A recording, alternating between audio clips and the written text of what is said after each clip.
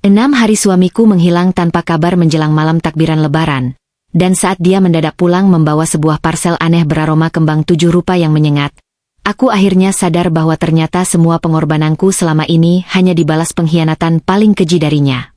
Sebelum ceritanya dimulai, silakan tulis di kolom komentar dari daerah mana teman-teman menonton. Jangan lupa like dan subscribe agar channel ini berkembang, serta mempersembahkan cerita yang jauh lebih menarik lagi. Aroma opor ayam dan sambal goreng ati yang sudah kumasak sejak sore menguar dari arah dapur, mengendap di udara, bercampur dengan aroma kesepian yang pekat. Seharusnya, malam takbiran adalah momen yang dipenuhi kehangatan keluarga.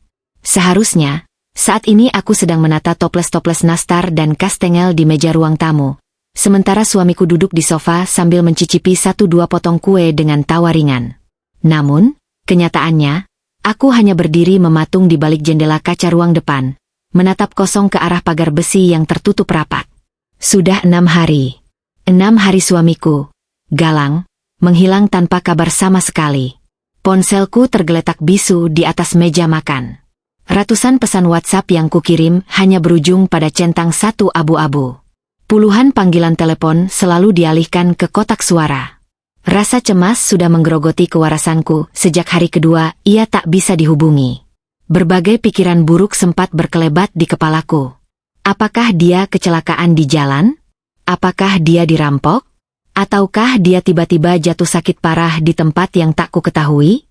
Aku bahkan hampir melaporkan kehilangannya ke kantor polisi jika saja aku tidak mengingat reputasinya di kantor. Aku menahan diri, berdoa tanpa henti di atas sajadah, memohon kepada Tuhan agar mengembalikan suamiku dalam keadaan utuh tanpa kurang suatu apapun menjelang hari raya ini. Tepat ketika jam dinding kuno di ruang tengah berdentang menunjukkan pukul 10 malam, sorot lampu mobil menyapu halaman depan rumah. Jantungku berdebar kencang, seolah melompat dari rongga dadaku. Itu mobil Galang. Suara mesinnya yang khas segera dimatikan. Aku setengah berlari menuju pintu utama, tidak sabar untuk menyambutnya, memeluknya, dan menanyakan kabarnya dengan derai air mata kelegaan. Tanganku gemetar saat memutar kunci pintu. Namun, senyum yang sudah kusiapkan di bibirku perlahan luntur, mati seketika saat pintu terbuka lebar. Di teras, berdiri Galang dengan kemeja rapi yang terlihat sama sekali tidak seperti orang yang habis tersesat atau tertimpa musibah. Wajahnya segar, rambutnya tersisir rapi dengan pomade, dan anehnya, ia memancarkan aura angkuh yang jarang kulihat. Tapi bukan itu yang membuat langkahku terhenti. Di belakangnya, melangkah perlahan dengan wajah sinis yang tak pernah berubah, adalah Fatimah, ibu mertuaku. Tatapan wanita parubaya itu langsung memindai diriku dari ujung rambut hingga ujung kaki. Bibirnya melengkung ke bawah membentuk seringai meremehkan, seakan aku adalah kotoran yang menempel di teras rumahku sendiri. Belum sempat aku membuka mulut untuk bertanya dari mana saja suamiku selama hampir seminggu ini, Galang melangkah masuk begitu saja, menyenggol bahuku dengan kasar hingga aku nyaris oleng.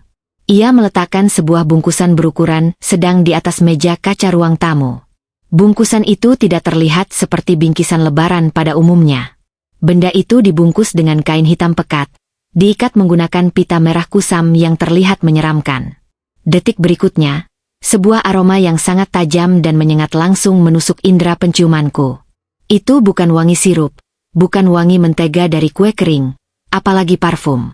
Itu adalah wangi melati yang kelewat pekat, bercampur dengan bau apak tanah basah dan aroma anyir yang membuat perutku seketika mual.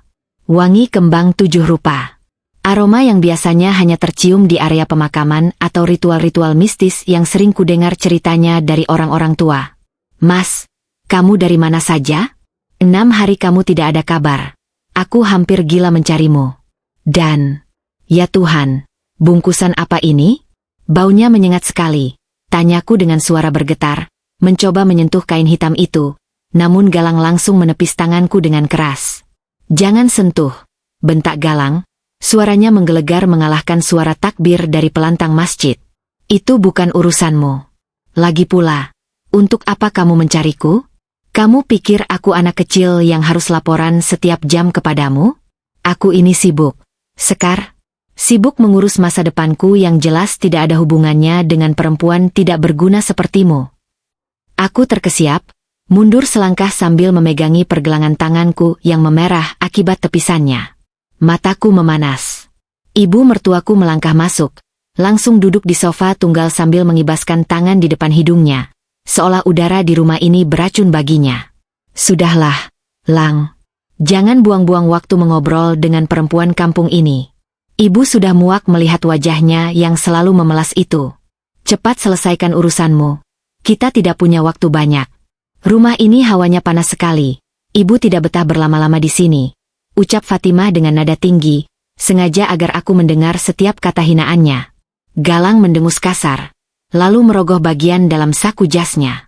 Ia mengeluarkan sebuah map coklat tebal dan melemparkannya ke atas meja, tepat di sebelah parsel klinik berbau busuk tersebut. Map itu meluncur dan berhenti tepat di depan perutku. Buka dan tanda tangani sekarang juga, perintah Galang dingin, tanpa menatap mataku sama sekali. Matanya sibuk memperhatikan dekorasi ruang tamu, seolah sedang menilai harga barang-barang di sana. Dengan tangan masih bergetar hebat, aku mengambil map tersebut. Kubuka perlahan. Lembar pertama yang menyambut pandanganku memiliki kop surat dari Pengadilan Agama. Itu adalah surat permohonan cerai talak. Jantungku serasa berhenti berdetak. Nafasku tertahan di tenggorokan. Kutatap wajah suamiku, mencari secercah kebohongan atau mungkin ini hanya lelucon lebaran yang sangat buruk. Namun wajah Galang sedingin bongkahan es. Kubuka lembar kedua. Mataku terbelalak semakin lebar. Itu adalah akta hibah dan surat kuasa penuh pelepasan aset. Di sana tertulis bahwa aku, Sekar, menyerahkan kepemilikan rumah mewah yang kami tempati ini, beserta beberapa properti lainnya, sepenuhnya kepada Galang tanpa paksaan. Apa-apaan ini, Mas? Kamu menceraikanku di malam takbiran? Setelah 6 hari menghilang tanpa kabar? Apa salahku? Dan surat hibah ini, kamu mau mengusirku dari rumahku sendiri. Suaraku pecah, air mata akhirnya tumpah membasahi pipi. Aku benar-benar tidak habis pikir dengan jalan pikiran laki-laki yang sudah kunikahi selama 5 tahun ini. Fatimah tertawa sumbang, tawanya melengking menyakitkan telinga. Rumahmu? Hei, Sekar, sadar diri sedikit. Kamu itu cuma perempuan mandul pembawa sial. 5 tahun anakku menikah denganmu. Apa yang dia dapat? Keturunan tidak ada. Hartamu pun tidak jelas juntrungannya. Galang itu sekarang sudah jadi direktur utama. Posisinya tinggi, gajinya besar, relasinya orang-orang penting. Dia butuh istri yang sepadan, yang berkelas, yang bisa memberinya ahli waris. Bukan perempuan udik yang kerjanya cuma masak opor di dapur dan menangis terseduh-seduh seperti gembel.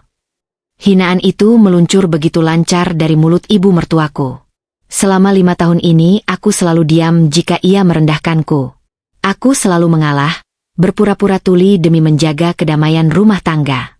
Namun malam ini, hinaan itu terasa jauh lebih tajam, merobek-robek harga diriku hingga ke akar.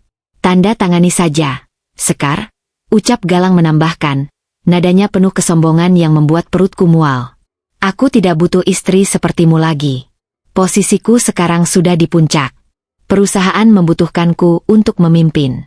Aku yang menyelamatkan perusahaan dari kebangkrutan bulan lalu. Aku laki-laki sukses. Aku bisa membeli 10 rumah seperti ini kalau aku mau. Tapi rumah ini atas namamu. Dan aku butuh modal tambahan untuk bisnis pribadiku. Anggap saja ini bayaran atas kebaikanku mau menampungmu selama 5 tahun ini. Aku terdiam. Dadaku naik turun menahan emosi yang meledak-ledak. Mataku beralih dari wajah sombong suamiku, ke wajah angku ibu mertuaku, lalu ke arah parsel berisi tanah kuburan dan kembang 7 rupa yang bau anyirnya semakin menusuk hidung. Perlahan, isak tangisku berhenti. Air mataku mengering dengan sendirinya digantikan oleh rasa dingin yang menjalar dari ujung kaki hingga ke ubun-ubun. Ada sebuah ironi yang sangat besar, sangat lucu, sekaligus sangat tragis sedang terjadi di ruang tamuku malam ini. Galang berdiri membusungkan dadanya, merasa seperti dewa yang menguasai dunia karena jabatan direktur utama yang baru disandangnya 2 bulan lalu. Ia merendahkanku, memanggilku parasit dan perempuan udik. Ia berkoar-koar tentang menyelamatkan perusahaan, tentang posisinya yang tinggi. Ia merasa sangat kuat dan tak tersentuh. Ia tidak tahu. Ia sama sekali tidak tahu bahwa perusahaan raksasa tempatnya bekerja, tempat ia menepuk dada dengan sombongnya itu, adalah perusahaan milik mendiang ayahku. Ia tidak tahu bahwa akulah pemegang saham mayoritas rahasia yang mengendalikan seluruh keputusan dewan direksi dari balik layar. Jabatan direktur utama yang ia banggakan itu, aku yang memberikannya kepadanya lewat proksi, sekadar untuk menyenangkan hatinya dan menaikkan harga dirinya di depan keluarganya. Rumah ini bukan hasil keringatnya. Ini murni warisan ayahku yang sengaja kutulis atas namaku agar tidak diusik oleh ibu mertuaku. Selama 5 tahun aku menyembunyikan identitas asliku, memilih hidup sederhana sebagai ibu rumah tangga biasa karena aku ingin dicintai apa adanya. Aku ingin Galang mencintaiku sebagai Sekar, bukan sebagai anak konglomerat. Namun, malam ini, tirai kebodohan itu akhirnya terbuka. Laki-laki di depanku ini bukan pangeran yang mencintaiku dengan tulus. Ia hanyalah lintah yang serakah, yang kini mencoba mengisap habis darahku setelah merasa dirinya cukup gemuk. Dan parsel klinik itu? Otakku berputar cepat. Seseorang yang rasional tiba-tiba membawa barang mistis ke rumah untuk istrinya sendiri saat menyodorkan surat kuasa? Hanya ada satu alasan logis. Mereka tidak bisa menemukan sertifikat aslinya, dan mereka mencoba merusak akal sehatku menggunakan guna-guna agar aku menurut tanpa sadar. Betapa licik dan kotornya. Aku menundukkan kepala, membiarkan rambutku menutupi wajahku, menyembunyikan senyum sinis yang mulai terbentuk di sudut bibirku. Aku butuh waktu untuk membaca semua ini, Mas, bisikku pelan, membuat suaraku terdengar serak dan seolah-olah hancur lebur. Aku memainkan peran korban yang tertindas dengan sangat sempurna. Cih, dasar bodoh.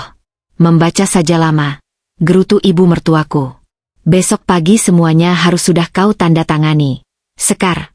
Kalau tidak, jangan salahkan ibu kalau kamu keluar dari rumah ini hanya membawa baju yang menempel di badanmu. Galang mendengus kasar. Bawa parsel itu ke kamarmu. Buka dan letakkan di bawah ranjangmu. Itu syarat dari orang pintar untuk membuang sial dari tubuh mandulmu itu. Lakukan saja kalau kamu masih ingin kuakui malam ini. Aku akan tidur di kamar utama. Ibuku tidur di kamar tamu depan. Jangan berani-berani menggangguku. Tanpa menunggu jawabanku, Galang berbalik dan melangkah menuju kamar utama, meninggalkanku yang masih berdiri mematung. Fatimah mengikutinya, masuk ke kamar tamu di sebelah kanan, membanting pintunya dengan keras hingga suaranya bergema di seluruh penjuru rumah. Aku berdiri sendirian di ruang tamu yang sepi, di bawah temaram lampu gantung. Kuambil map coklat berisi surat cerai dan surat kuasa itu. Lalu, kutatap tajam bungkusan parsel kain hitam di atas meja. Aroma melati dan tanah kuburan itu masih menguar. Perlahan, senyum sinisku semakin lebar. Malam takbiran ini akan menjadi saksi. Mulai detik ini, Sekar yang lugu dan penurut sudah mati. Mereka ingin bermain dengan kebohongan dan ilmu hitam? Baiklah. Aku akan mengajari mereka bagaimana caranya menghancurkan hidup seseorang tanpa perlu bantuan dukun murahan. Malam semakin larut, namun mataku sama sekali tidak bisa terpejam. Aku duduk di tepi ranjang kamar tamu belakang, yang kini menjadi tempat pengasinganku di rumahku sendiri. Cahaya rembulan menyusup lewat celah tirai, menerangi parsel berbungkus kain hitam yang sengaja kuletakkan di sudut ruangan, jauh dari jangkauan napasku. Meskipun bau kembang 7 rupa dan tanah anyir itu sudah meresap ke seluruh penjuru kamar. Pikiranku melayang mundur, kembali ke 6 hari yang lalu, hari di mana kebohongan besar suamiku dimulai. Pagi itu terasa seperti pagi biasa pada umumnya. Galang bangun lebih pagi dari biasanya, terburu-buru mengenakan setelan jas terbaiknya yang berwarna biru dongker. Wajahnya terlihat tegang, namun ada kilat antusiasme yang aneh di matanya. Saat aku sedang menyendokkan nasi goreng ke piringnya di meja makan, ia menggenggam tanganku dengan erat, memasang wajah penuh beban. Sayang, Mas harus pergi pagi ini juga, ucapnya waktu itu, suaranya dibuat seberat mungkin. Ada krisis besar di cabang Singapura. Investor utama kita tiba-tiba menarik dananya, dan dewan direksi di pusat kalang kabut. Sebagai direktur utama yang baru, Mas harus turun tangan langsung. Penerbanganku jam 10 pagi ini. Mungkin Mas akan tertahan di sana sekitar 1 minggu. Kamu baik-baik di rumah, ya? Doakan suamimu ini bisa menyelamatkan perusahaan. Ini demi masa depan kita, demi keluarga kita. Aku, dengan bodohnya, percaya begitu saja. Aku memeluknya erat, membisikkan doa-doa terbaik di telinganya. Aku segera berlari ke kamar, menyiapkan koper kecilnya, memasukkan kemeja-kemeja rapi, pakaian dalam, hingga botol vitamin agar ia tidak jatuh sakit karena kelelahan bekerja. Saat ia melangkah keluar dari pintu rumah, ia mencium keningku dengan lembut, sebuah ciuman yang saat itu terasa seperti cinta sejati. Namun kini kusadari hanyalah kecupan dari seorang Yudas yang siap menyalibku. Kenyataan pahit itu tidak datang dengan sendirinya. Pada hari kedua ketidakhadirannya, perasaanku mulai gelisah. Galang sama sekali tidak memberi kabar ketika mendarat. Ponselnya mati total. Di hari ketiga, rasa khawatirku mengalahkan rasa sungkanku. Aku nekat menghubungi Rina, sekretaris eksekutif di kantor Galang. Rina adalah salah satu orang kepercayaanku di perusahaan yang tahu betul siapa aku sebenarnya, meski ia harus bersandiwara di depan Galang. Pak Galang? Beliau tidak ke Singapura, Bu Sekar. Suara Rina di seberang telepon terdengar bingung sekaligus hati-hati. Tidak ada krisis apapun di cabang Singapura. Malah, laporan bulan ini menunjukkan profit kita sedang naik drastis.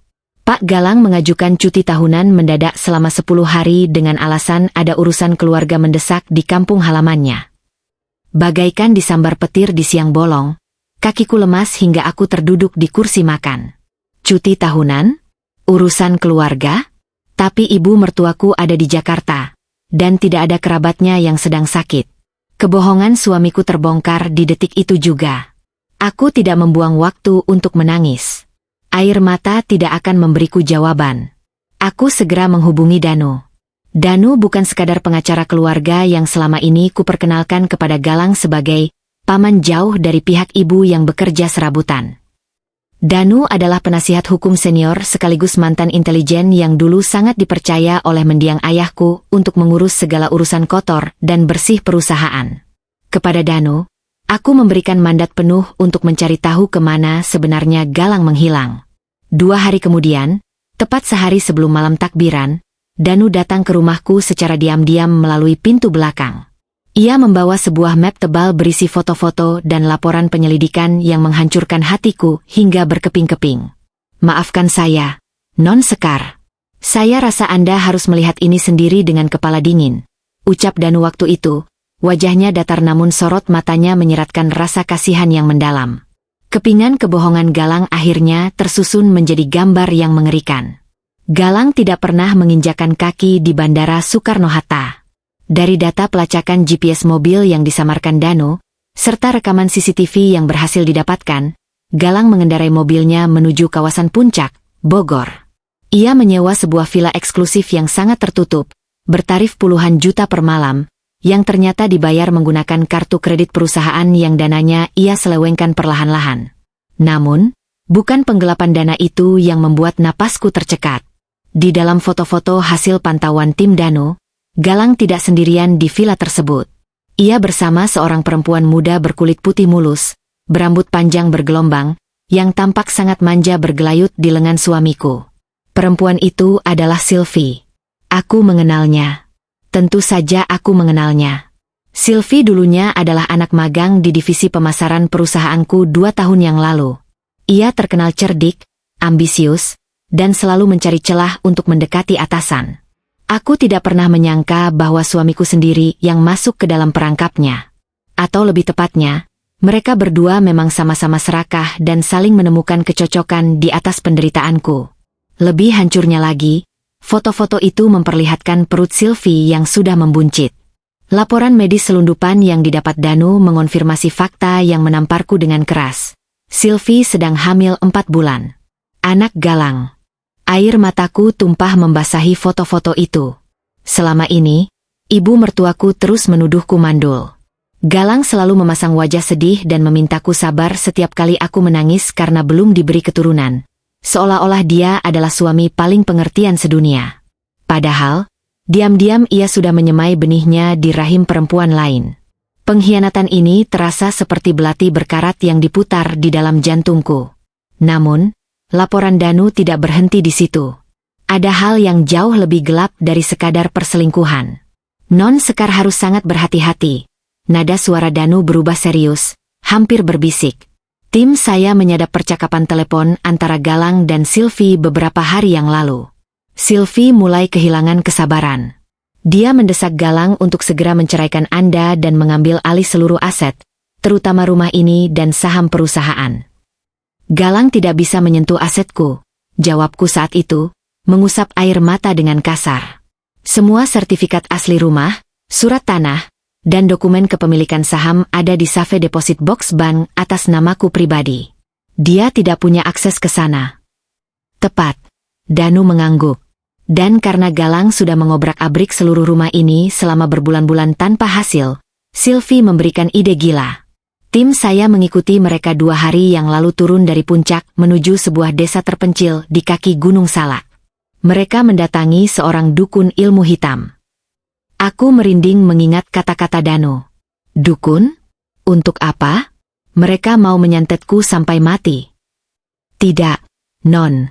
Kalau Anda mati mendadak, polisi mungkin akan turun tangan, dan ahli waris Anda akan jatuh ke tangan kerabat lain sesuai surat wasiat ayah Anda yang belum mereka ketahui isinya.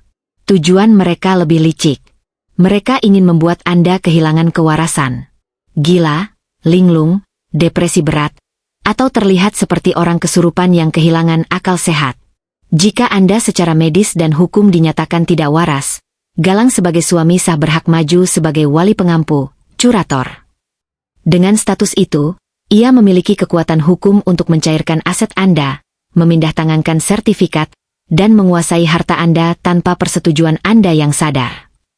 Kini, di malam takbiran ini, menatap bungkusan parsel klinik di sudut kamar, semua potongan teka-teki itu terhubung dengan sempurna.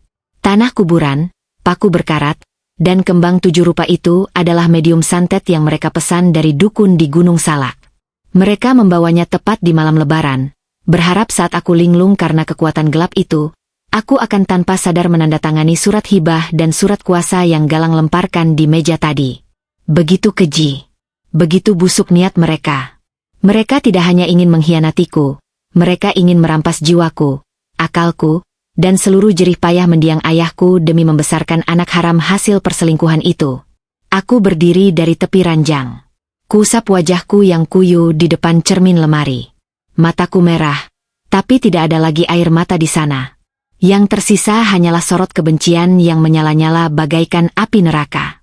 Galang pikir aku adalah Sekar yang lemah, istri udik yang hanya bisa memasak opor dan menangis saat dibentak. Sylvie pikir dia cukup pintar untuk merampas hartaku dengan bantuan mistis. Ibu mertuaku pikir dia bisa mengusirku dari istanaku sendiri dengan hinaan-hinaan murahannya. Mereka salah besar. Mereka telah membangunkan singa yang selama ini tertidur pulas dalam penyamaran seekor domba.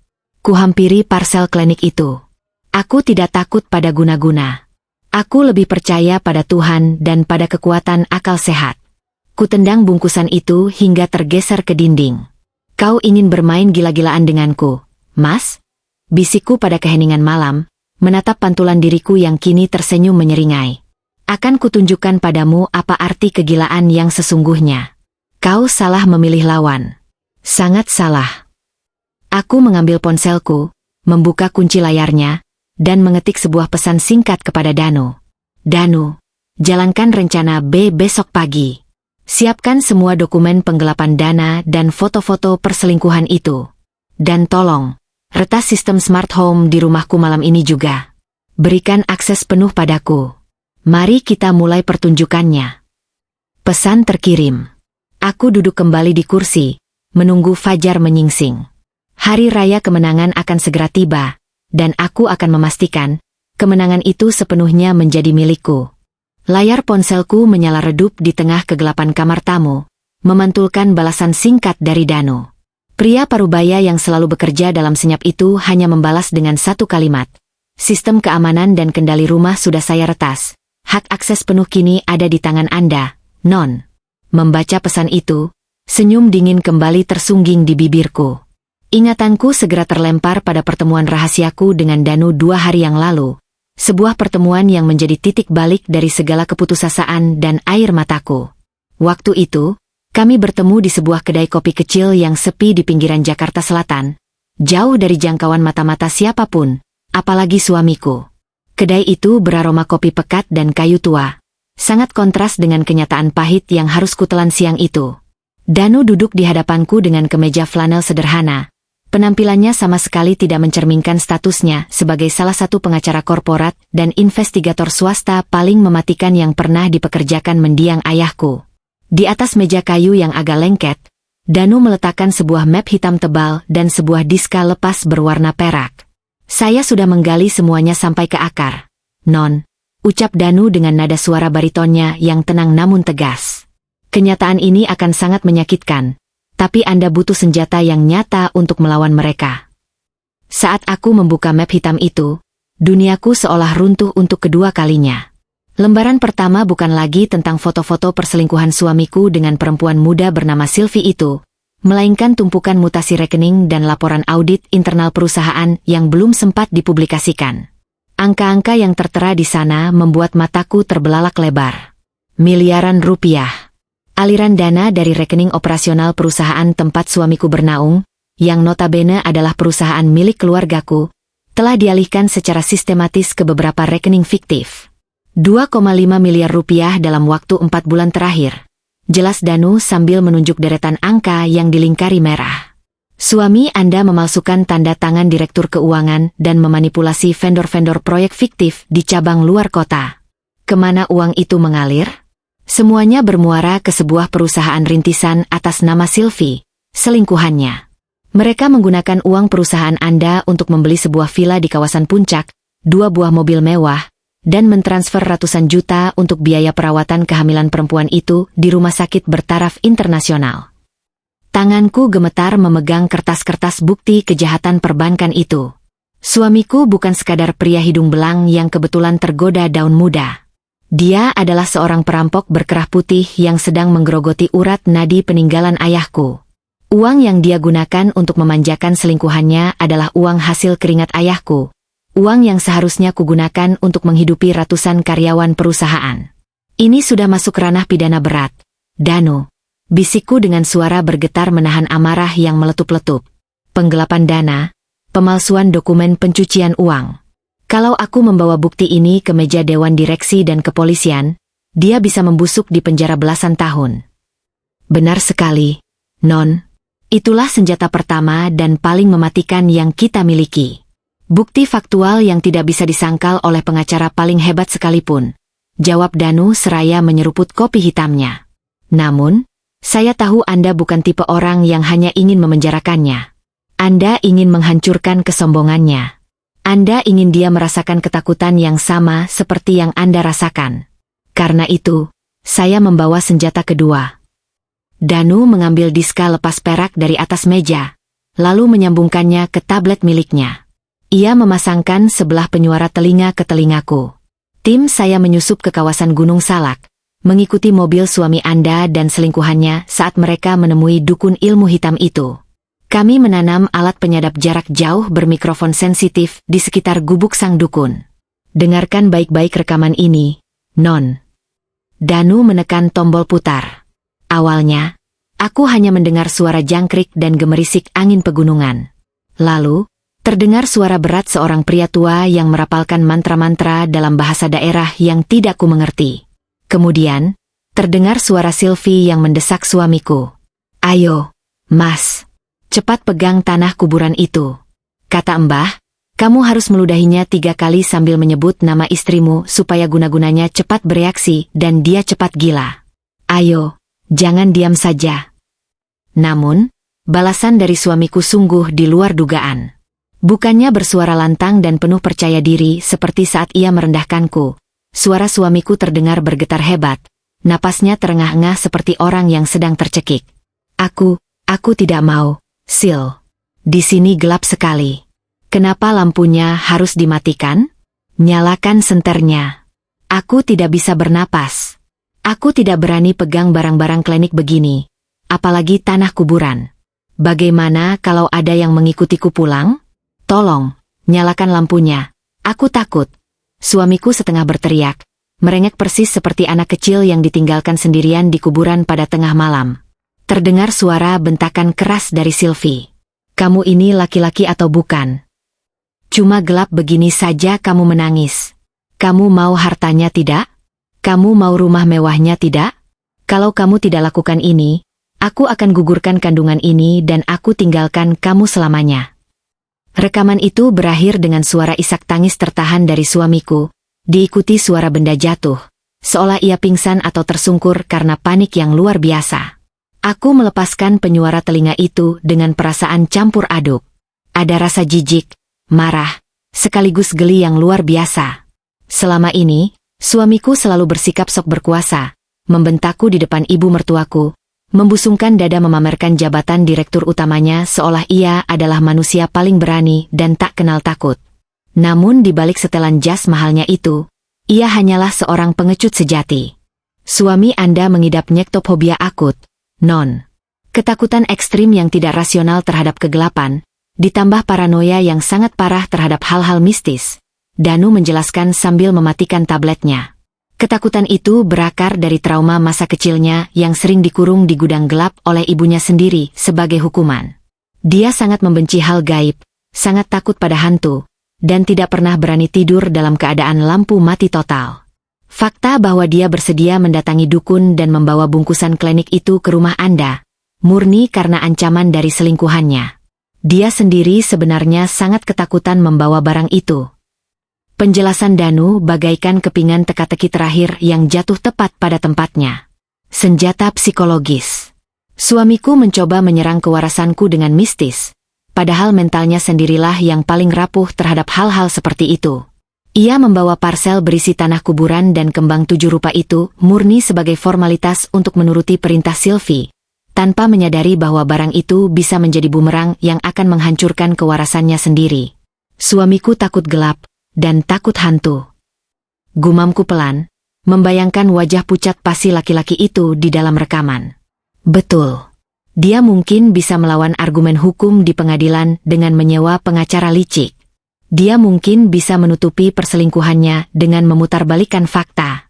Tapi, dia tidak akan pernah bisa melawan ketakutan yang ada di dalam kepalanya sendiri.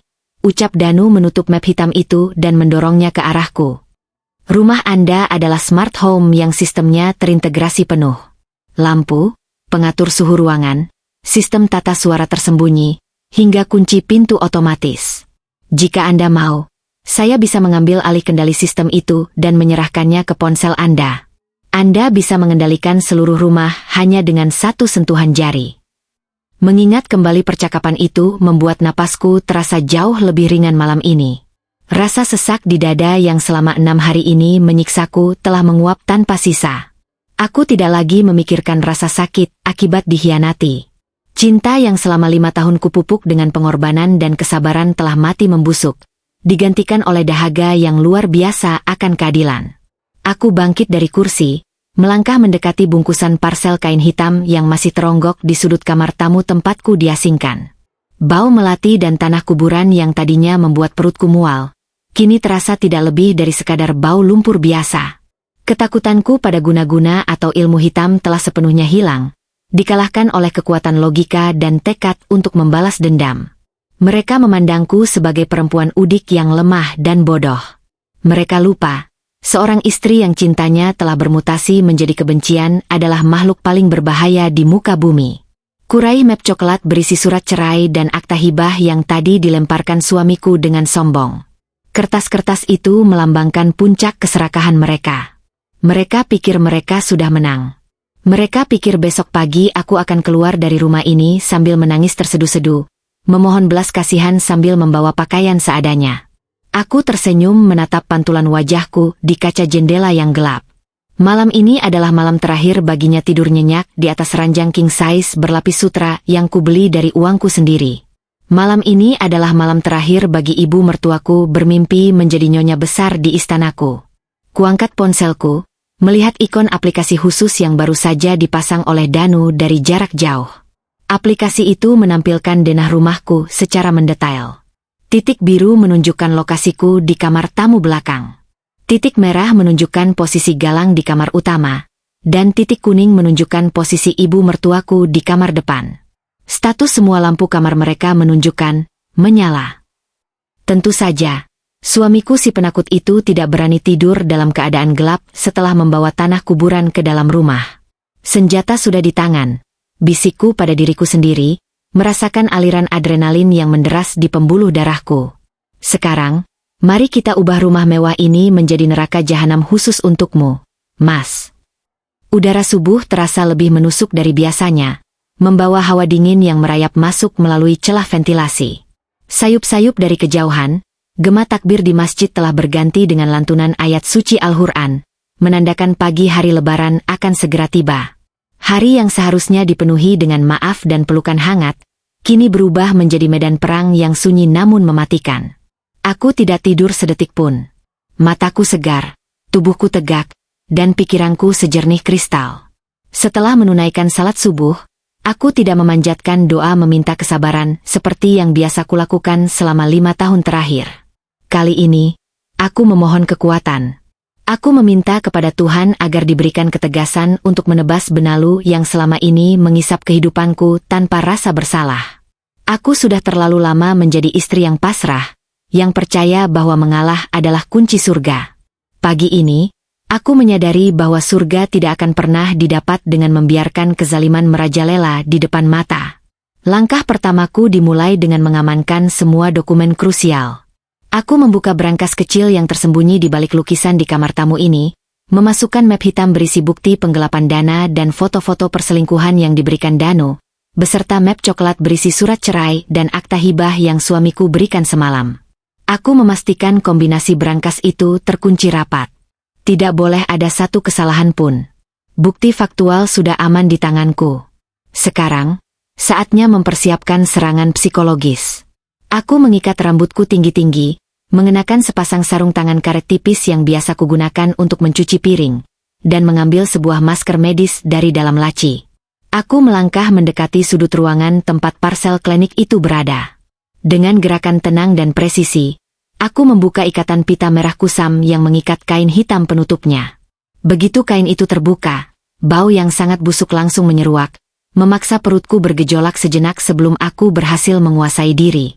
Di dalam parsel itu terdapat sebuah wadah gerabah tanah liat berisi air kembang 7 rupa yang sudah mulai layu dan menghitam, bercampur dengan tanah yang berbau sangat anyir, kemungkinan besar dicampur dengan darah hewan atau hal menjijikan lainnya. Di dasar gerabah itu, terdapat bungkusan kain putih kecil seukuran ibu jari yang diikat menyerupai pocong, penuh dengan paku berkarat dan jarum. Aku menatap benda-benda itu tanpa rasa takut. Alih-alih merasa terintimidasi, aku justru merasa kasihan pada suamiku.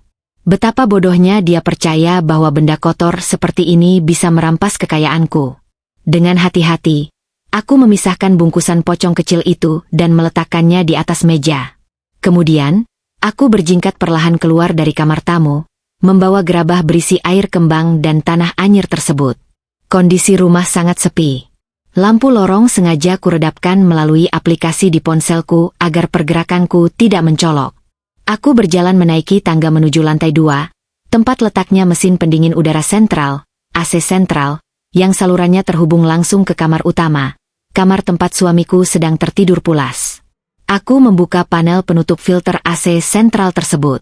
Dengan menggunakan sendok plastik, aku mengambil lumpur berbau anyir dan kembang-kembang busuk itu, lalu mengoleskannya secara merata di sepanjang jalur saringan udara yang mengarah khusus ke kamar utama. Setelah itu, aku menuangkan sisa air kembang ke dalam botol semprot kecil yang biasa kupakai untuk menyiram tanaman hias, dan menyemprotkannya ke dalam saluran ventilasi berkali-kali hingga aromanya benar-benar menempel kuat di dinding pipa. Aku menutup panel itu kembali, memastikan tidak ada jejak yang tertinggal. Begitu mesin AC nanti dihidupkan penuh atau diubah mode sirkulasinya melalui kendali pusatku, angin yang bertiup ke kamar suamiku tidak lagi membawa hawa sejuk, melainkan menyemburkan aroma kematian dan kembang kuburan secara langsung ke wajahnya. Selesai dengan urusan ventilasi, aku turun kembali ke lantai 1. Aku meletakkan bungkusan pocong kecil berisi paku tadi tepat di bawah keset pintu kamar utama, memastikan benda itu akan langsung terinjak atau tersandung oleh suamiku ketika ia panik berlari keluar nanti. Langkah selanjutnya adalah sistem audio.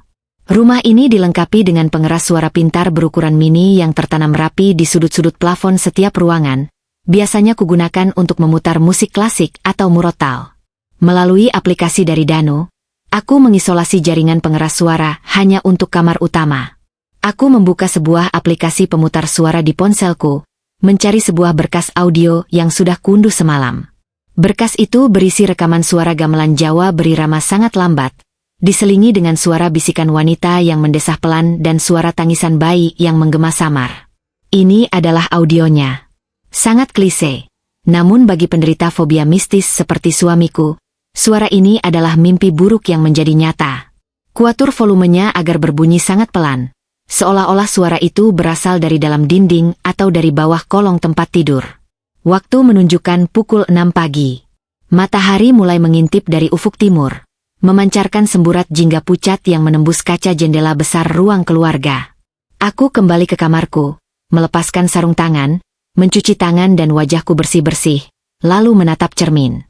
Wajah kuyu perempuan tertindas yang semalam menangis terseduh-seduh sudah tidak ada lagi. Aku membuka lemari pakaianku, mengabaikan daster-daster usang yang biasa kupakai di rumah demi memberikan kesan istri sederhana. Aku mengambil sebuah gaun selutut berwarna merah marun tua dengan potongan elegan. Gaun yang kubeli di Milan 2 tahun lalu namun tidak pernah kupakai karena suamiku selalu melarangku tampil terlalu mencolok. Aku merias wajahku tipis namun tegas. Kupulas lipstik berwarna merah gelap bata, merapikan rambutku, dan menyemprotkan parfum favoritku yang beraroma kayu cendana bercampur vanila. Aku menjelma kembali menjadi diriku yang sebenarnya. Pewaris sah, pemilik tunggal dari setiap meter persegi tanah yang diinjak oleh dua manusia serakah di rumah ini. Dari layar ponselku, aku bisa melihat status ibu mertuaku di kamar tamu depan. Lampunya baru saja menyala, tanda wanita parubaya itu sudah terbangun. Tidak lama kemudian, terdengar suara pintu terbuka.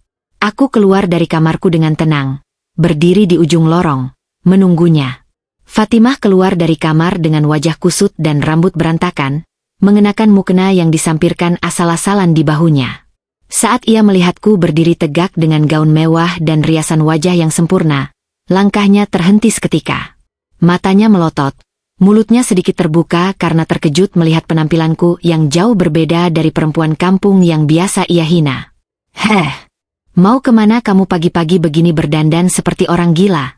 Bentak mertuaku, mencoba menguasai kembali dominasinya meski nadanya terdengar sedikit goyah. Kamu sudah tanda tangani surat-surat dari anakku? Cepat bereskan barang-barangmu. Lebaran ini tidak ada tempat untuk perempuan mandul sepertimu di rumah ini. Aku tidak menjawab dengan kata-kata. Aku hanya tersenyum tipis. Sebuah senyuman yang sangat dingin hingga membuat Fatimah tanpa sadar memundurkan langkahnya setapak. Aku melangkah melewatinya begitu saja. Suara ketukan sepatu hak tinggiku bergema di lantai marmer, memecah kesunyian pagi. Sama sekali tidak kutanggapi gonggongannya. Hei! Berani-beraninya kamu mengabaikanku. Dasar perempuan tidak tahu diuntung. Teriaknya dari belakang, namun aku terus berjalan menuju ruang kendali utama di ruang tengah. Aku duduk di sofa kulit yang menghadap langsung ke arah pintu kamar utama tempat suamiku masih tertidur pulas. Ponselku berada di genggaman, menampilkan layar antarmuka sistem kendali rumah pintar. Sidik jariku sudah berada di atas tombol virtual bertuliskan, Master Override. Segala persiapan telah matang. Umpan sudah ditebar. Perangkap sudah terpasang rapi di setiap sudut kewarasannya. Matahari lebaran akhirnya benar-benar terbit. Sudah saatnya permainan ini dimulai. Aku menarik napas panjang, menatap pintu kamar utama dengan tatapan predator yang siap menerkam mangsanya yang terperangkap. Mari kita lihat, Mas. Bisikku seringan angin pagi, jemariku mulai menekan tombol di layar ponsel. Seberapa besar nyalimu menghadapi kegelapan yang kau ciptakan sendiri? Kutekan tombol itu. Layar berubah menjadi merah, mengonfirmasi perintahku. Dan dalam hitungan detik, serangan psikologis pertama itu pun diluncurkan. Jarum jam dinding antik di ruang keluarga tepat menunjuk pukul 6:30 pagi. Sinar matahari mulai membanjiri ruang tengah, menciptakan kontras yang tajam dengan apa yang akan terjadi di kamar utama. Di layar ponselku, aku menggeser tuas virtual pada aplikasi kendali rumah pintar. Sasaranku jelas, sayap timur rumah, tempat kamar tidur utama berada. Selamat pagi, Mas. Gumamku sambil menekan tombol eksekusi. Klik. Dalam sepersekian detik, seluruh aliran listrik di kamar utama terputus total.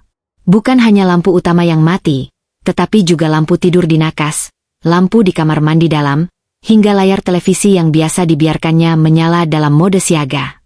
Tirai gorden otomatis, yang sengaja kuprogram ulang semalam, menutup rapat-rapat, memblokir satu-satunya celah cahaya matahari dari jendela berlapis kaca film gelap. Kamar seluas 40 meter persegi itu kini tenggelam dalam gulita pekat. Aku tahu betul kelemahan suamiku. Nyektopfobia. Ketakutan tak rasional pada kegelapan total. Bagi Galang, gelap bukan sekadar ketiadaan cahaya, melainkan ruang hampa di mana trauma masa kecilnya hidup dan bernapas. Dan sekarang, ia terbangun di dalamnya. Melalui aplikasi sadap suara yang terhubung dengan mikrofon tersembunyi di kamar itu, aku menempelkan earphone ke telingaku. Awalnya, hanya terdengar suara decit kasur saat ia menggeliat, diikuti gerutuan pelan. Sayang, kok gelap banget? Jam berapa ini? Suaranya parau, masih setengah sadar, mengira aku tidur di sampingnya. Hening sejenak. Lalu, terdengar suara tepukan keras pada saklar di dinding sebelah kasurnya. Berulang kali. Tek, tek, tek. Tidak ada yang menyala. Sekar? Kamu di mana? Sekar. Buka gordennya. Jangan main-main. Nada suaranya mulai naik, terselip kepanikan yang berusaha ia tutupi dengan bentakan. Aku tersenyum tipis.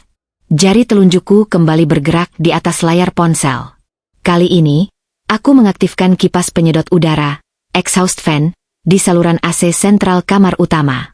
Aku memutarnya dengan kekuatan penuh. Udara dingin yang tadinya mengalir normal, kini berubah menjadi embusan kencang yang membawa aroma dari parsel klinik yang sudah kusabotase semalam. Bau anyir tanah basah, kembang melati yang busuk, dan karat menyeruak masuk, memenuhi ruang kedap udara itu dalam hitungan detik. Dari earphone, aku mendengar Galang terbatuk-batuk keras. Uhuk. Bau apa ini?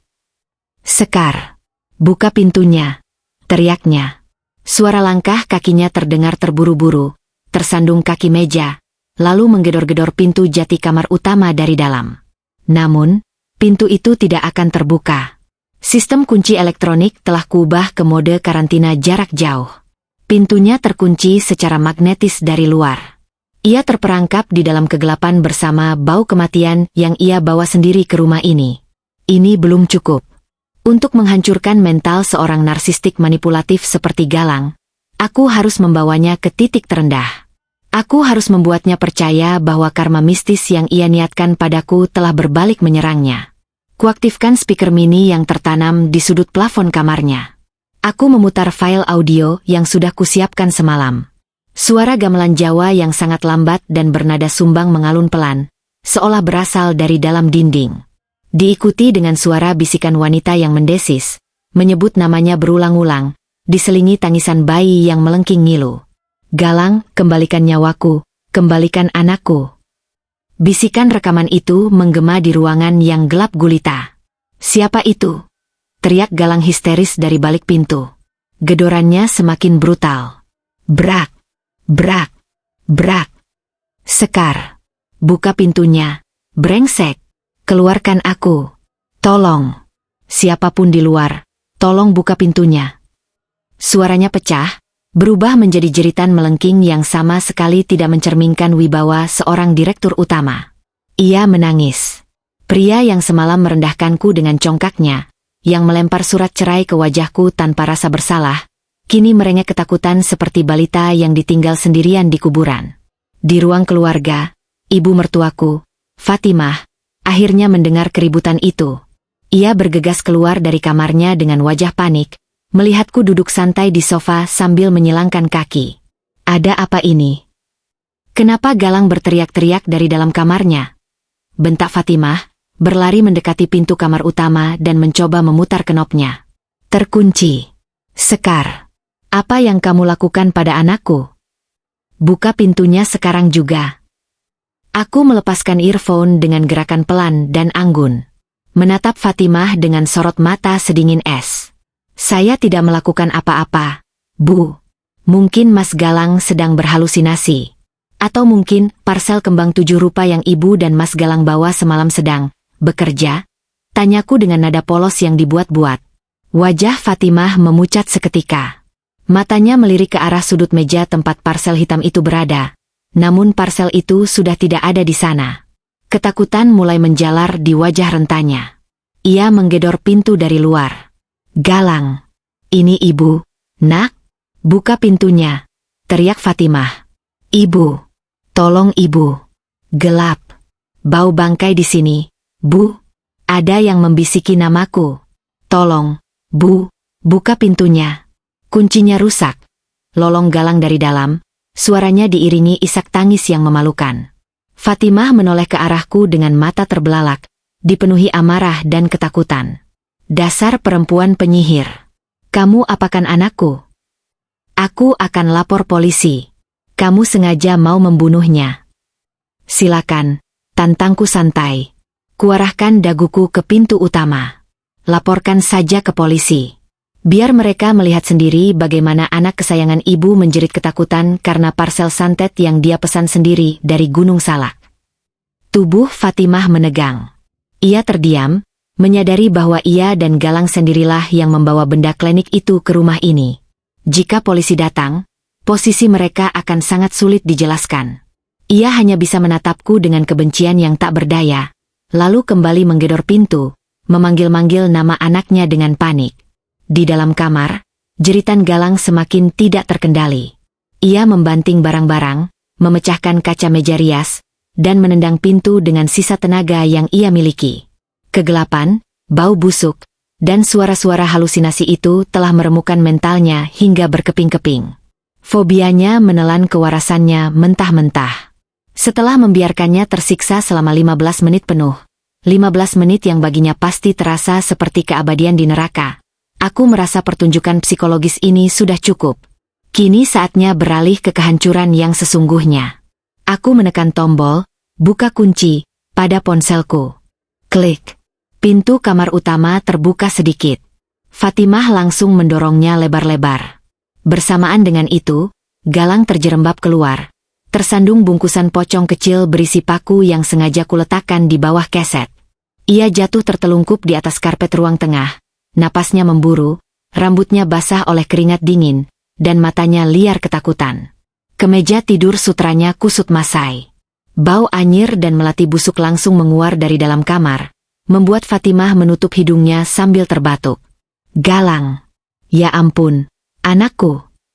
Fatimah menjerit, berjongkok untuk memeluk putranya yang masih gemetar hebat di lantai. Aku berdiri dari sofa. Hak sepatuku berketuk pelan saat aku melangkah mendekati mereka berdua. Kutatap pria yang semalam merasa paling berkuasa di dunia itu, yang kini merayap di lantai seperti serangga tak berdaya. Ia mendongak menatapku. Alih-alih melihat Sekar yang lemah dan menangis, ia melihat seorang wanita yang berdiri tegak, tak tersentuh, dengan senyum meremehkan yang jauh lebih tajam dari hinaannya semalam. Bagaimana tidurmu semalam, Mas? Tanyaku lembut, namun penuh racun. Semoga mimpi indahmu bersama Sylvie dan parsel klinik kalian tidak terganggu. Mata Galang membulat sempurna. Napasnya tercekat. Mendengar nama, Sylvie, meluncur dari bibirku. Ketakutannya pada hantu seketika tergantikan oleh kepanikan yang jauh lebih nyata. Rahasianya yang paling kotor telah terbongkar. Klimaks kedua baru saja dimulai. Galang masih terduduk di karpet, tubuhnya gemetar. Matanya menatapku dengan campuran antara horor dan kebingungan. Ibunya, Fatimah, terus mengusap punggung anaknya sambil menatapku dengan penuh kebencian. Bau busuk dari kamar perlahan menyebar ke ruang keluarga, namun tak satu pun dari kami yang peduli. Udara di ruangan itu sudah terlalu pekat oleh ketegangan. Apa maksudmu menyebut nama itu? Suara Galang bergetar, berusaha mengumpulkan sisa-sisa wibawanya yang telah hancur lebur. Kamu jangan mengalihkan pembicaraan. Sekar, kamu mencoba membunuhku dengan mengurungku di kamar gelap itu.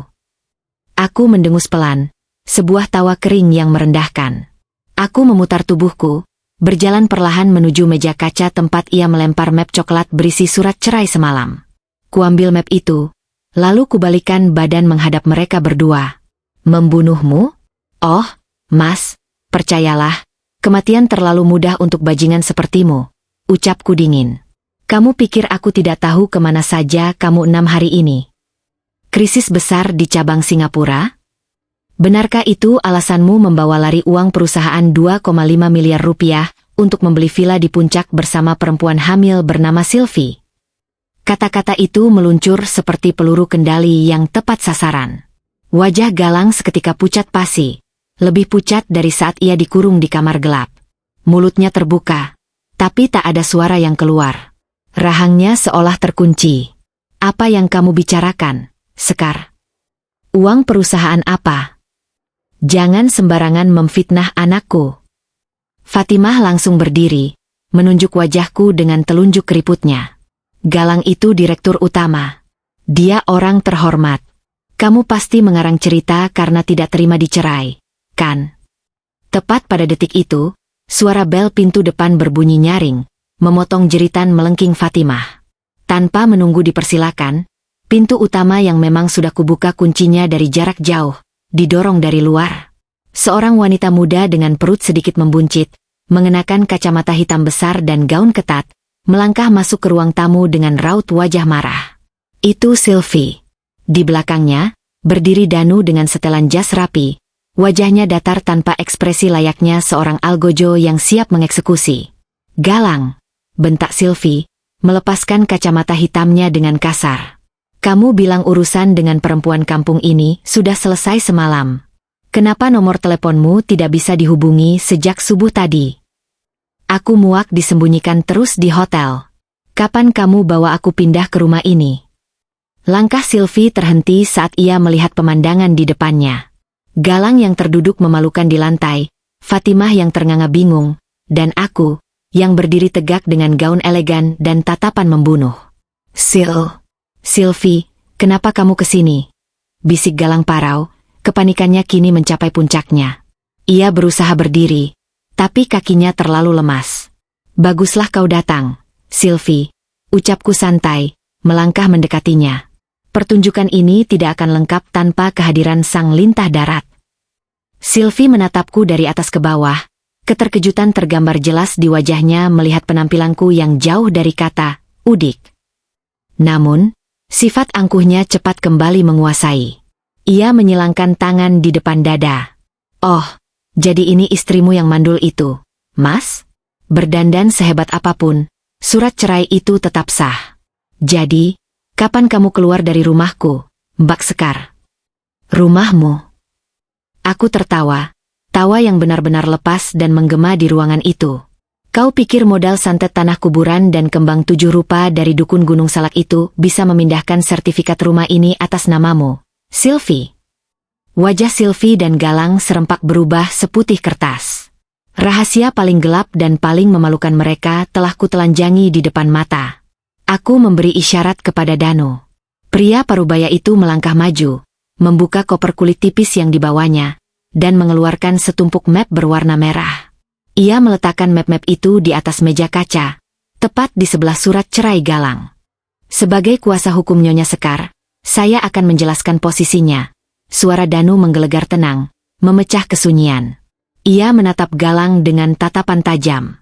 Di dalam map ini terdapat bukti mutasi rekening fiktif, laporan audit internal yang telah disahkan, serta bukti transfer ke rekening atas nama Sylvie dan pembayaran villa di kawasan puncak. Total kerugian perusahaan mencapai 2,5 miliar rupiah. Ini adalah bukti tindak pidana penggelapan dana dan pencucian uang. Galang menggelengkan kepalanya dengan kuat, keringat dingin membasahi pelipisnya. Tidak, itu fitnah. Kalian merekayasa dokumen itu. Aku direktur utama. Aku berhak mengatur arus kas perusahaan. Kalian tidak punya hak mengauditku tanpa persetujuan Dewan Direksi. Dan di map sebelahnya, Danu melanjutkan tanpa memedulikan bantahan Galang, adalah bukti foto-foto perselingkuhan, laporan medis kehamilan saudari Sylvie, dan rekaman suara saat kalian berdua menemui praktisi ilmu hitam di Gunung Salak 2 hari yang lalu. Fatimah, yang sejak tadi diam karena syok, perlahan menoleh menatap anaknya. Lang, apa maksud semua ini? Kamu menggelapkan uang perusahaan? Kamu menghamili perempuan ini? Tanyanya dengan suara bergetar. Hancur sudah ilusi tentang anak kebanggaannya. Ibu, jangan dengarkan mereka. Mereka menjebakku. Galang merintih, mencoba meraih tangan ibunya. Namun Fatimah mundur selangkah, menatap Sylvie dengan jijik. Aku melangkah maju, mengambil map terakhir dari tangan Danu. Map berwarna emas dengan segel lilin resmi. Aku menjatuhkannya tepat di depan wajah Galang. Kau benar, Mas. Kamu adalah direktur utama. Suaraku merendah, dingin dan mematikan. Tapi kamu lupa satu hal kecil yang sangat penting. Kamu hanyalah pegawai. Kamu hanyalah wayang. Galang mendongak, matanya penuh kebingungan. Apa maksudmu? Buka map itu, Mas, perintahku tegas. Dengan tangan gemetar, Galang membuka map berlogo emas tersebut. Matanya menyusuri deretan kalimat hukum yang tercetak di atas kertas tebal. Saat ia mencapai bagian tanda tangan dan stempel notaris, matanya melebar seolah hendak keluar dari rongganya. Ia berhenti bernapas. Kau selalu membanggakan posisimu di perusahaan itu, menghinaku sebagai perempuan tak berguna yang menumpang hidup padamu. Ucapku pelan, menatap lurus ke dalam matanya yang kini dipenuhi kengerian absolut. Perusahaan raksasa tempatmu mencuri uang itu, tempatmu merasa menjadi raja, adalah warisan ayahku. Akulah pemegang saham mayoritasnya. 75% saham perusahaan itu atas namaku. Sekar. Keheningan yang memekakan telinga melanda ruangan itu. Sylvie menutup mulutnya dengan kedua tangan, terhuyung ke belakang hingga menabrak sofa. Fatimah kehilangan keseimbangan dan terduduk lemas di kursi terdekat, memegangi dadanya yang sesak. Tidak mungkin, ini bohong. Galang meracau, menggelengkan kepalanya berulang kali menatap dokumen asli di tangannya. Kamu cuma anak yatim piatu, kamu. Aku menyembunyikannya darimu karena aku ingin melihat apakah kau mencintaiku dengan tulus, potongku tajam. Ternyata, kau lebih buruk dari benalu. Kau pencuri bodoh yang menggigit tangan yang memberimu makan. Aku menatap Danu dan mengangguk pelan. Danu mengeluarkan selembar kertas berlogo perusahaan dan menyodorkannya pada Galang. Melalui RUPS luar biasa tertutup yang diadakan semalam, dengan kuasa penuh dari Nyonya Sekar selaku pemegang saham mayoritas, Danu membacakan keputusannya. Saudara Galang resmi diberhentikan secara tidak hormat dari jabatan direktur utama. Semua aset fasilitas perusahaan ditarik kembali. Dan Nyonya Sekar secara resmi menuntut ganti rugi atas dana 2,5 miliar yang telah Anda gelapkan. Galang hancur.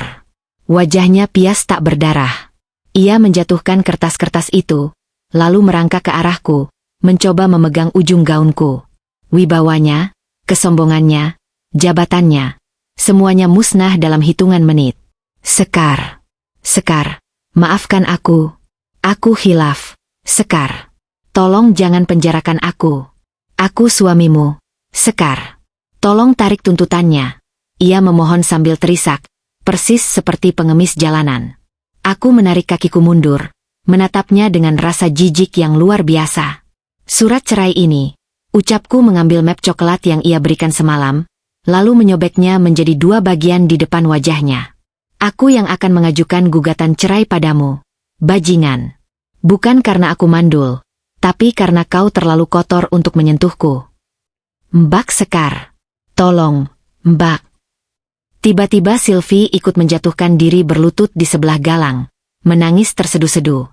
Saya ditipu, Mbak. Galang bilang dia sudah mau cerai. Tolong jangan seret saya ke polisi. Kasihan anak dalam kandungan saya. Simpan air matamu, Sylvie.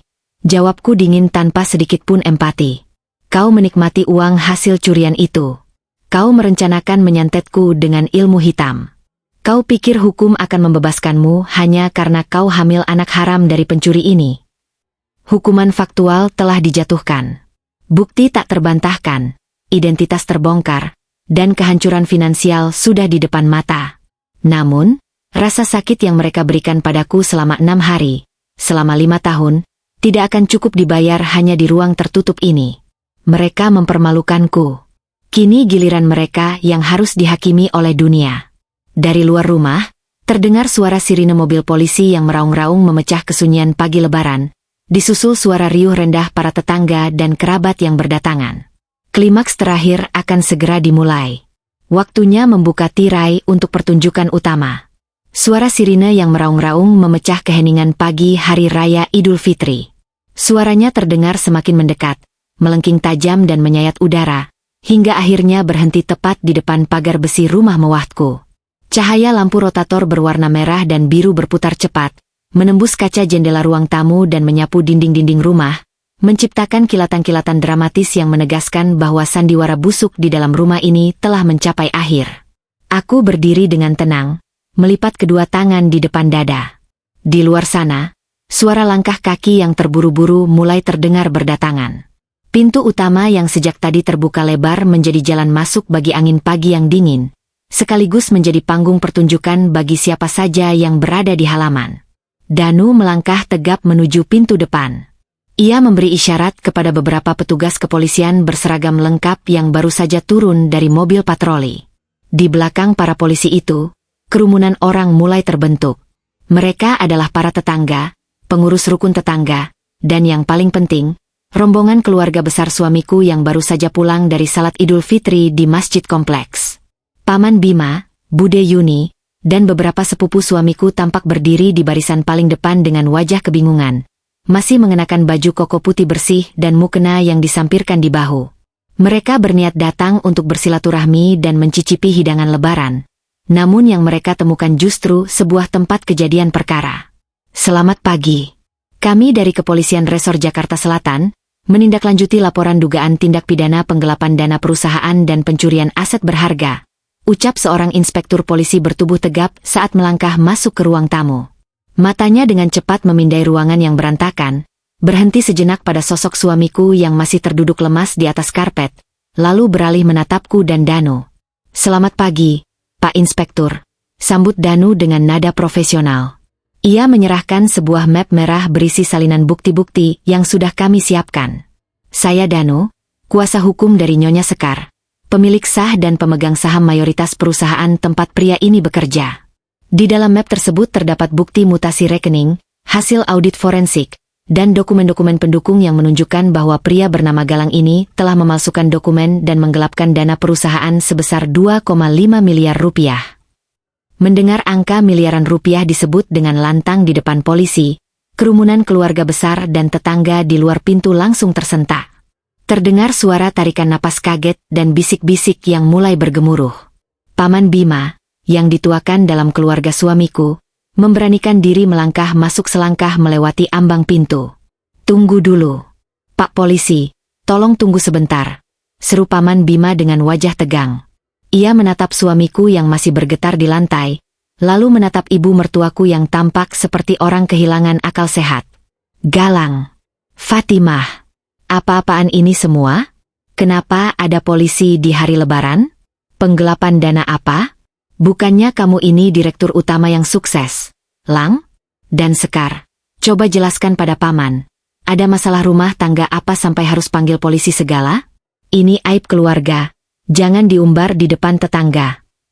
Ibu mertuaku, seolah mendapat suntikan tenaga dari kedatangan kerabatnya, langsung berdiri terhuyung-huyung. Ia berlari mendekati Paman Bima dan meratap dengan air mata buaya yang sangat menjijikkan untuk dilihat. Kak Bima. Tolong kami, Kak. Perempuan ini gila. Jerit ibu mertuaku sambil menunjuk wajahku dengan tangan gemetar. Sekar menjebak Galang. Dia memfitnah anakku. Dia cemburu buta dan mau merampas semua harta hasil jerih payah Galang. Dia sengaja memanggil polisi untuk mempermalukan kita semua di hari lebaran ini. Tolong usir perempuan penyihir ini, Kak. Aku hanya tersenyum dingin mendengar pembelaan putus asa itu. Aku melangkah maju, membiarkan suara ketukan hak sepatuku bergema di tengah ruangan. Tatapanku lurus, penuh ketegasan, menyapu setiap wajah kerabat suamiku dan para tetangga yang sedang mengintip dari luar pagar. Aku tidak lagi menundukkan kepala seperti menantu penurut yang selalu ditindas. Aib keluarga, Paman Bima? Tanyaku dengan suara yang sangat tenang namun bertenaga, memastikan setiap orang yang ada di sana bisa mendengar perkataanku. Aib yang sebenarnya bukanlah memanggil polisi untuk menangkap seorang pencuri. Aib yang sebenarnya adalah ketika seorang suami, yang selama 5 tahun hidup menumpang di rumah warisan ayah istrinya, menggunakan uang perusahaan istrinya untuk menghidupi selingkuhannya yang sedang hamil. Kerumunan di luar seketika hening. Keheningan yang begitu pekat hingga suara embusan angin pun terdengar jelas. Bude Yuni menutup mulutnya dengan kedua tangan. Matanya terbelalak menatap suamiku, lalu beralih menatap Sylvie yang masih berlutut menangis di sudut ruangan dengan perutnya yang membuncit. Selingkuh? Hamil? Gumam Paman Bima. Suaranya tercekat di tenggorokan. Ia menatap suamiku dengan sorot mata tak percaya. Lang, perempuan muda itu. Siapa dia? Istrimu bilang dia hamil anakmu. Suamiku tidak bisa menjawab. Ia hanya menunduk dalam-dalam. Air mata dan keringat bercampur di wajahnya. Tubuhnya menggigil ketakutan melihat seragam polisi di depannya. Tidak ada lagi sisa-sisa kesombongan dari seorang pria yang semalam melempar surat cerai ke wajahku. Namanya Sylvie. Lanjutku tanpa ampun, menunjuk perempuan itu. Dia selingkuhan suamiku. 6 hari suamiku menghilang dari rumah menjelang Lebaran, beralasan sedang mengurus krisis perusahaan di Singapura. Kenyataannya, dia menyewa villa mewah di puncak bersama perempuan ini. Semua biaya sewa villa, biaya rumah sakit untuk kehamilannya, hingga pembelian mobil mewah, dibayar menggunakan uang perusahaan ayahku yang digelapkan oleh suamiku. Itu fitnah. Jangan percaya omongan perempuan mandul ini, teriak ibu mertuaku histeris, masih berusaha menyangkal kenyataan meskipun semua bukti sudah terpampang nyata. Galang anak baik-baik. Dia tidak mungkin mencuri. Hartanya banyak. Hartanya banyak. Aku tertawa hambar, sebuah tawa yang menusuk tulang. Aku berjalan mendekati ibu mertuaku, menatap lurus ke dalam matanya yang memancarkan kepanikan. Rumah mewah yang ibu banggakan ini, tempat ibu bebas menghinaku setiap hari, adalah milikku. Perusahaan yang memberinya jabatan direktur utama, adalah milikku. Suamiku tidak punya apa-apa selain pakaian yang menempel di badannya dan keserakahan yang tidak ada batasnya. Dan yang paling menjijikkan dari semuanya. Aku sengaja menggantung kalimatku, membiarkan ketegangan memuncak. Aku menunjuk ke arah lorong kamar utama, tempat bau anyir dan kembang melati busuk masih menguar tajam. Demi merampas rumah ini secara paksa, semalam mereka berdua pergi ke dukun di Gunung Salak. Suami yang kalian banggakan dan ibu mertua yang selalu menceramahiku tentang agama ini, membawa parsel berisi tanah kuburan, paku berkarat, dan air kembang 7 rupa ke dalam rumahku di malam takbiran. Mereka bermaksud menggunakan ilmu hitam untuk merusak kewarasanku agar aku mau menandatangani surat hibah rumah ini secara cuma-cuma kepada mereka. Pernyataan terakhirku itu adalah pukulan telak yang menghancurkan segalanya. Di lingkungan masyarakat kami, perselingkuhan mungkin masih bisa memicu perdebatan, korupsi mungkin dianggap urusan hukum, tetapi menggunakan ilmu hitam dan sihir pada malam Lebaran adalah sebuah dosa tak terampuni. Sebuah aib sosial yang akan membuat pelakunya dikucilkan seumur hidup. Para tetangga mulai berteriak marah. Kasakusuk berubah menjadi cacian terbuka. Astagfirullah. Musyrik, seru seorang tetangga dari luar. Pantas saja tadi ada bau busuk aneh dari dalam.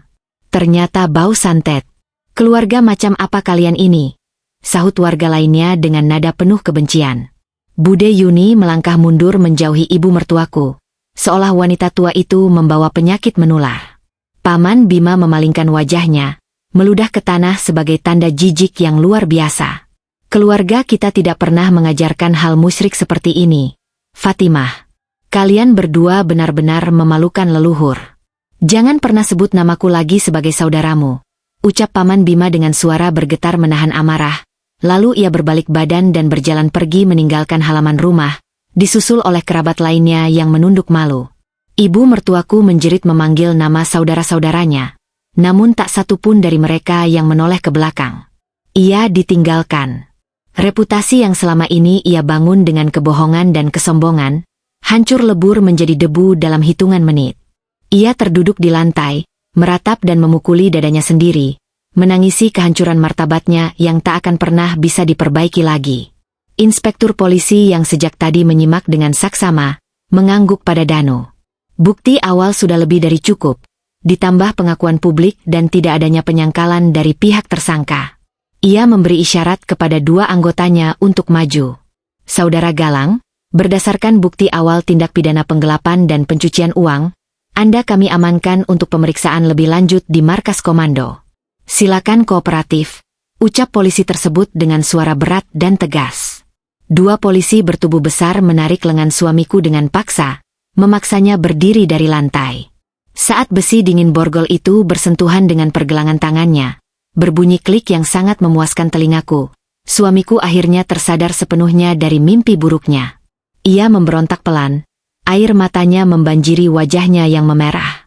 Ia berusaha menarik dirinya dari cengkeraman polisi, lalu menjatuhkan dirinya ke arahku, mencoba menggapai ujung kakiku.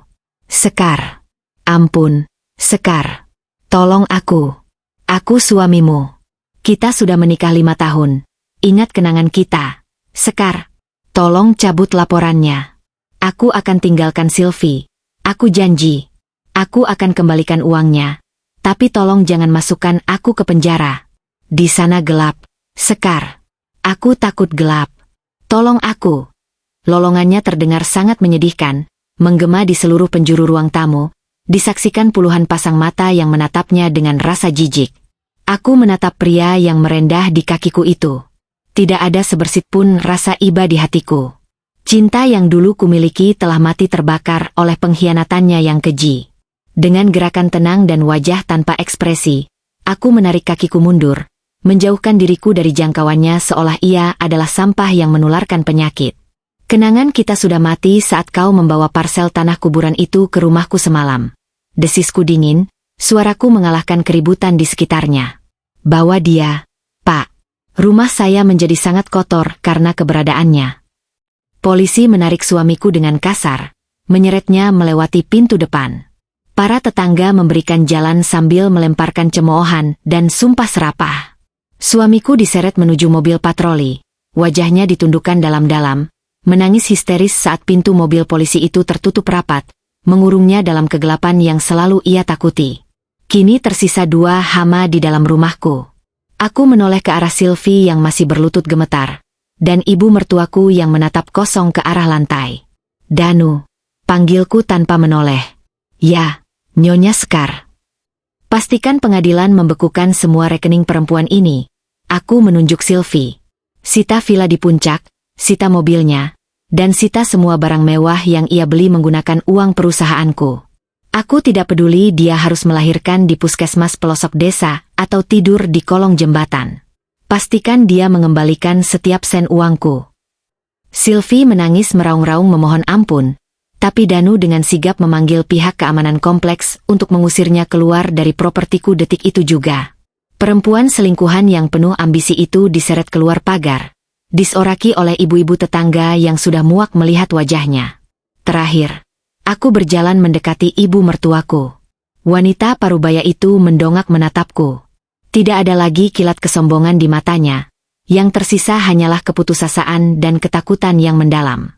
Mulutnya bergerak-gerak seperti ikan yang kehabisan air, namun tidak ada kata yang mampu ia ucapkan. Ibu punya waktu 15 menit untuk mengemas pakaian ibu di kamar tamu depan. Ucapku dengan suara datar, tanpa emosi. Jangan membawa barang apapun yang dibeli menggunakan uang suamiku, karena secara teknis, itu adalah uangku yang ia curi. Setelah 15 menit, jika ibu belum keluar dari rumah ini, saya akan menyuruh petugas keamanan untuk membuang barang-barang ibu ke jalan raya. Selamat merayakan hari lebaran di jalanan, Bu. Aku membalikan badan, berjalan menaiki tangga menuju lantai 2, meninggalkan gema isak tangis ibu mertuaku di lantai bawah. Pagi ini, udara terasa sangat bersih.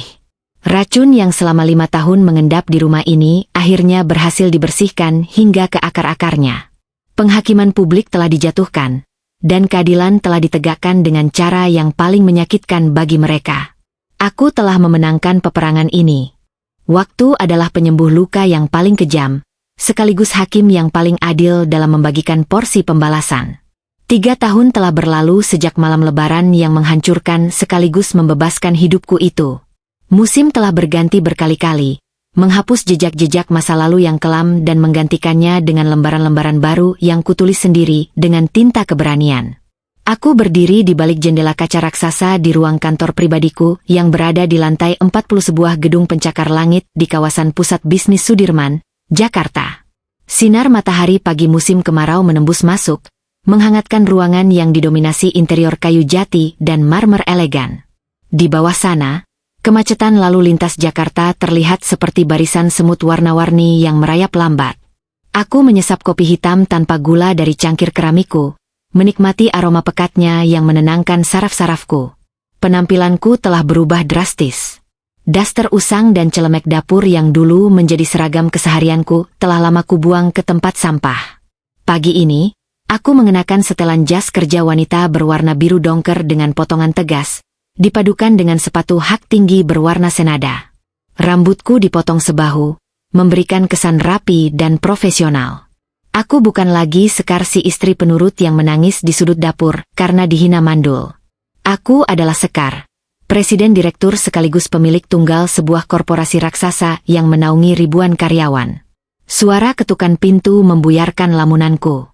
Pintu kayu ganda berukir itu terbuka, menampilkan sosok Danu yang masuk dengan langkah tegap. Meski 3 tahun telah berlalu dan uban mulai menghiasi pelipisnya, pria parubaya itu tetap memiliki sorot mata setajam elang. Ia membawa sebuah map digital berbentuk tablet dan meletakkannya dengan sopan di atas meja kerjaku. Selamat pagi, Ibu Sekar. Laporan keuangan kuartal kedua sudah saya verifikasi. Profit perusahaan kita naik sebesar 20% dibandingkan tahun lalu. Ekspansi cabang di Surabaya dan Makassar juga berjalan lancar tanpa hambatan hukum, lapor Danu dengan nada bangga. Aku tersenyum puas, melangkah kembali ke meja kerjaku dan duduk di kursi kulit kebesaranku. Kerja bagus, Pak Danu. Tolong siapkan bonus tengah tahun untuk seluruh staf operasional. Mereka sudah bekerja keras memulihkan sistem yang sempat rusak 3 tahun lalu. Danu mengangguk hormat, mencatat instruksiku di tabletnya. Namun, ia tidak segera beranjak dari ruanganku. Ia mematikan layar tabletnya, menatapku sejenak, lalu berdeham pelan. Ada satu laporan nonformal lagi yang mungkin ingin Ibu dengar. Sekadar untuk menutup buku masa lalu secara definitif, ucap Danu berhati-hati. Saya baru saja mendapat informasi terbaru mengenai keadaan orang-orang dari masa lalu Ibu. Aku menyandarkan punggungku ke kursi, menyilangkan jari jemariku di atas pangkuan. Selama 3 tahun ini, aku benar-benar memutus semua akses informasi tentang mereka. Aku terlalu sibuk membangun kembali kerajaan bisnis ayahku dan menata ulang hatiku. Namun, mendengar karma apa yang sedang mereka jalani hari ini mungkin bisa menjadi penutup cerita yang sempurna. Silakan, Pak Danu. Ceritakan padaku bagaimana alam semesta menghukum mereka. Balasku tenang. Danu menarik sebuah kursi dan duduk di hadapanku. Mari kita mulai dari mantan suami Anda, Galang. Pengadilan terbukti tidak pandang bulu. Dengan bukti penggelapan lebih dari 2 miliar rupiah dan unsur pencucian uang terencana, ia divonis hukuman 8 tahun penjara tanpa remisi di lembaga pemasyarakatan kelas berat. Upaya bandingnya ditolak mentah-mentah. Aku membayangkan wajah sombong itu tertunduk lesu di ruang sidang 3 tahun lalu. Perceraian kami disahkan hanya dalam waktu 1 bulan setelah kejadian malam lebaran itu, karena ia tidak memiliki kekuatan finansial maupun argumen hukum untuk melawanku. Tapi yang lebih menghancurkannya bukanlah kurungan badannya, Bu Sekar, lanjut Danu, sebersit kepuasan terdengar dalam nadanya. Kelemahan mentalnya menjadi siksaan utamanya. Di blok sel tempat ia ditahan, sering terjadi pemadaman listrik secara sepihak dari pihak penjara untuk menghemat anggaran atau sebagai hukuman bagi narapidana. Mantan suami Anda yang memiliki fobia ekstrim terhadap kegelapan itu kini hampir kehilangan akal sehatnya. Mantan sipir yang saya kenal melaporkan bahwa setiap malam lampu dimatikan, Galang selalu berteriak histeris, menangis, dan meringkuk di sudut selnya hingga buang air di celana. Tahanan lain merasa terganggu dan sering memukulinya. Ia kini ditempatkan di sel isolasi, kurus kering, dan terus-menerus meracau tentang hantu wanita yang mengejarnya. Kewarasannya sudah sepenuhnya hancur. Aku menarik napas panjang. Fobianya, ketakutannya pada hal mistis yang ingin ia gunakan untuk menyakitiku, pada akhirnya menjadi monster yang melahap jiwanya sendiri. Keadilan sungguh bekerja dengan cara yang sangat puitis. Lalu bagaimana dengan perempuan pelakor itu? Sylvie? Tanyaku. Sylvie bernasib sama buruknya, jawab Danu. Setelah kita menyita villa, mobil, dan seluruh uang tunai di rekeningnya 3 tahun lalu, ia benar-benar jatuh melarat. Ia tidak bisa menyewa pengacara, dan keluarganya di kampung merasa sangat malu atas aib perselingkuhannya hingga enggan menampungnya. Ia terpaksa melahirkan di bidan kampung dengan fasilitas seadanya. Kini, ia bekerja serabutan sebagai buruh cuci di sebuah pasar tradisional yang kumuh di pinggiran kota. Tubuhnya rusak karena beban kerja berat, wajahnya kusam tersengat matahari. Ia harus menghidupi anak hasil hubungan gelap itu sendirian, sambil terus menerima hinaan dari tetangga sekitarnya yang tahu sejarah kelamnya merebut suami orang. Mendengar itu, aku tidak merasakan simpati sedikit pun. Sylvie dulu adalah wanita muda yang cerdas. Ia punya masa depan cerah jika ia mau bekerja keras dengan jujur. Namun keserakahannya untuk mendapatkan jalan pintas menuju kekayaan telah merenggut segalanya. Ia memilih jalan pintas melalui neraka, dan kini ia harus menetap di sana seumur hidupnya. Dan yang terakhir, mantan ibu mertua Anda, ucap Danu menutup laporannya. Fatimah. Mengingat nama wanita tua yang selalu menghinaku sebagai perempuan mandul pembawa sial itu membuat rahangku sedikit mengeras. Di mana dia sekarang? Bukankah Paman Bima dan kerabatnya mengusirnya dari keluarga besar mereka? Benar, Bu. Tidak ada satupun keluarga besarnya yang mau menampungnya setelah aib tentang parsel klinik dan uang hasil curian itu tersebar luas. Fatimah kini menyewa sebuah kamar kontrakan petak yang sangat sempit di pinggiran rel kereta api yang rawan banjir. Usianya yang semakin senja dan stres berat membuat kesehatan fisiknya menurun drastis. Ia menderita penyakit paru-paru akut, mungkin akibat tinggal di lingkungan yang tidak sehat dan lembab. Ia batuk darah setiap hari, berjuang sendirian tanpa ada anak yang merawatnya atau kerabat yang menjenguknya. Ia sering terlihat mengumpulkan sisa sayuran di pasar untuk makan. Kesombongan yang dulu ia banggakan kini terkubur dalam-dalam di bawah tumpukan penderitaan dan penyesalan yang tak berujung. Ruangan kantorku kembali hening setelah Danu menyelesaikan laporannya. Laporan itu bagaikan sebuah simfoni penutup yang sempurna. 3 manusia yang pernah berkomplot untuk menghancurkan hidupku demi sepeser harta, kini menjalani sisa hidup mereka dalam kubangan derita, kegelapan, dan kemiskinan yang menyiksa. Mereka membayar tuntas setiap tetes air mata yang pernah tumpah dari pelupuk mataku selama 5 tahun pernikahan palsu itu. Karma tidak pernah salah alamat. Ia mungkin datang terlambat, menumpang pada roda waktu yang berputar lambat, namun saat ia tiba, hantamannya tidak akan pernah meleset. Terima kasih atas laporannya, Pak Danu. Saya rasa, ini adalah kali terakhir kita perlu membahas nama-nama mereka di ruangan ini. Mereka sudah mati di masa laluku, ucapku seraya berdiri dari kursi, tersenyum dengan kelegaan yang luar biasa. Danu ikut berdiri, menunduk hormat dengan senyum tulus yang jarang ia perlihatkan. Tentu, Nyonya Sekar. Masa depan perusahaan ini, dan masa depan Anda, jauh lebih cerah tanpa bayang-bayang mereka. Saya permisi kembali ke ruangan saya. Setelah Danu keluar dan menutup pintu dengan rapat, aku melangkah kembali mendekati jendela kaca raksasa di ruanganku. Menatap jauh ke arah cakrawala kota Jakarta yang dihiasi gedung-gedung tinggi yang menjulang menantang awan. Dulu, aku percaya bahwa kebahagiaan seorang perempuan hanya bisa diukur dari bakti dan kesabarannya melayani seorang laki-laki, meskipun laki-laki itu menginjak-injak harga dirinya. Aku rela menyembunyikan kekuatan dan kekayaanku demi mempertahankan ilusi keluarga bahagia. Namun pengkhianatan di malam lebaran itu telah menamparku dengan kenyataan yang brutal. Kesabaran tanpa batas hanya akan membuatmu menjadi alas kaki bagi manusia-manusia serakah. Kini, aku berdiri di puncak duniaku sendiri. Aku kaya, aku kuat, dan yang paling penting, hatiku damai. Aku tidak lagi membutuhkan pengakuan dari siapapun, apalagi dari manusia bermental benalu. Aku adalah majikan bagi diriku sendiri, pewaris sah dari kerja keras keluargaku, dan pemenang dari pertarungan yang mereka mulai sendiri. Kuusap kaca jendela yang dingin itu dengan ujung jariku. Sebuah senyum kemenangan mengembang di bibirku. Udara pagi ini terasa begitu segar, sesegar lembaran baru kehidupanku yang tak berbatas. Ceritaku sebagai korban telah lama usai, dan ceritaku sebagai pemenang baru saja dimulai. Dan di suatu tempat di luar sana, dalam sel yang gelap gulita, di pasar yang kumuh, dan di kontrakan yang kebanjiran, mereka masih terus membayar harga dari pengkhianatan mereka, hari demi hari, seumur hidup mereka. Itulah keadilan. Dan aku sangat menyukainya.